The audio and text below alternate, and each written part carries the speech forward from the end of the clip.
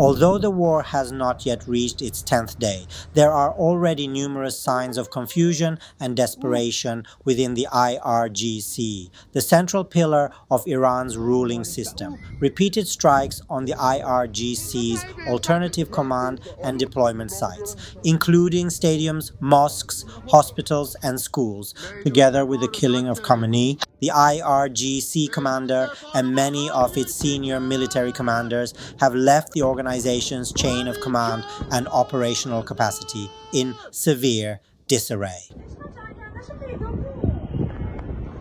Dispersal of IRGC into these unusual locations, including hospitals and schools, is a core part of their strategy for survival. And the strategy actually makes sense. By decentralizing command into local autonomous units and dispersing munitions across the country, IRGC aims to maintain control, even though their central leadership is eliminated.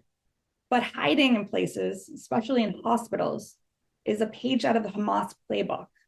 The calculation being that the US and Israel would not dare hit such targets because of the public backlash. This strategy really has downsides. While dispersal aids survival, it has led to coordination struggles. And recent reports suggest that IRGC is actually struggling to launch large-scale, synchronized retaliatory strikes. And I think we'll see more of that. And one can also argue that militarization of civilian spaces like this is a sign of strategic weakness, indicating that the regime's traditional infrastructure is no longer secure. I think the bottom line here is that the US and Israel are resolved to decapitate IRGC. But if to be successful, they need to seriously degrade IRGC forces. So decentralizing the forces, hiding behind civilian infrastructure makes it really hard.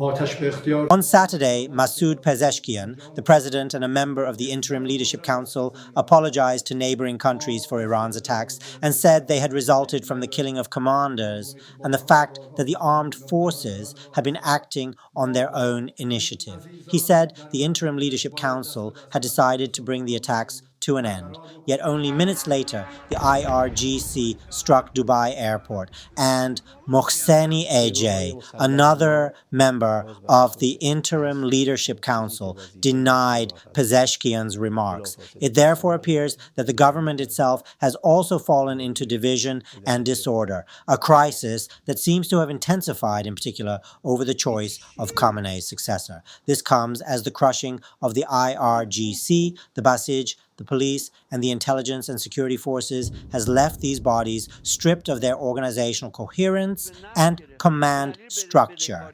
exposing them to the risk of disintegration.